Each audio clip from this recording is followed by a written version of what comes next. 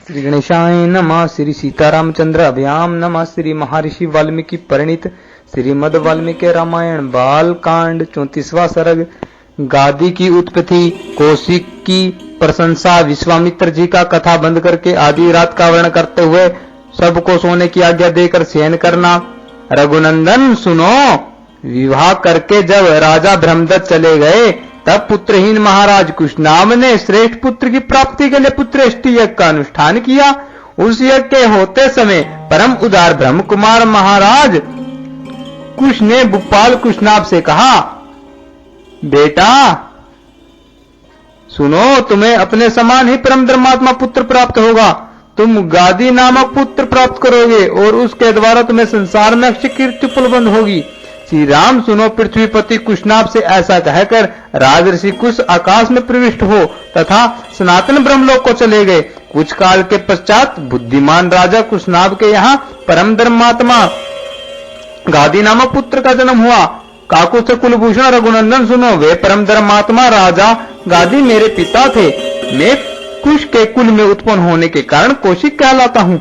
राघव सुनो, मेरे एक ज्येष्ठ बहन भी थी जो उत्तम व्रत का पालन करने वाली थी। उसका नाम सत्यवती था। वह रचिक मुनि को ब्याही गई है। अपने पति का अनुसरण करने वाली सत्यवती शरीर सहित स्वर्गलोक को चली गई थी। वही परम उदार महानदी कौशिक की के रूप में प्रकट होकर इस भूतल पर प्रवाहित होती है। मेरी वह बहन जगत के हित के लिए हिमालय का आश्रय लेकर नदी रूप में प्रवाहित होती है। वह पुण्य सलीला दिव्य नदी बड़ी रमणीय है। रघुनंदन सुनो, मेरा अपनी बहन कौशिकी के प्रति बहुत स्नेह है। अंत में हिमालय के निकट उसी के तट पर नियम पूर्वक बड़े सुख से निवास करता हूँ। पुण्यमयी सत्यवती सत्य धर्म में प्रतिष्ठित है। वह परम सौभाग्यशालिनी पति वर्ता देवी यहाँ सरिताओं में श्रेष्ठ कौशिकी के रूप में विद्यमान है।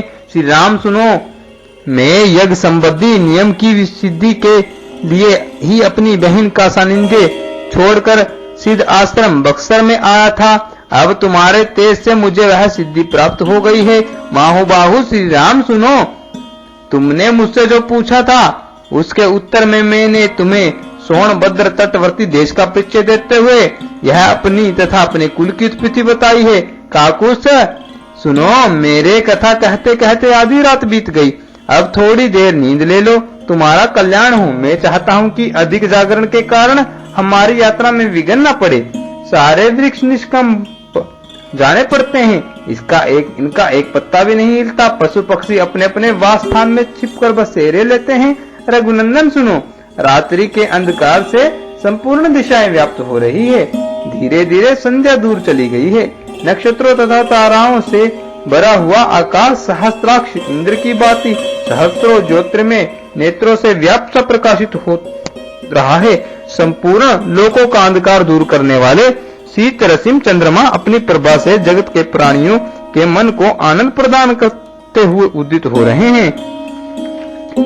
रात्रि में विचरने वाले समस्त प्राणी यक्ष राक्षसों के समुदाय तथा भयंकर पिशाच इधर उधर विचर रहे हैं। ऐसा कहकर महातेजस्वी महामुनि विश्वामित्र जी चुप हो गए। इस समय सभी मुनियों ने साधुवाद देकर विश्वामित्र जी की भूरी भूरी प्रशंसा की। कुश पुत्रों का यह वंश सदा ही महान धर्मपरायण रहा है। कुश वंशी महात्मा श्रेष्ठ मानव ब्रह्मा जी के समान तेजस्वी हुए हैं। महायशस्वी विश्वामित्र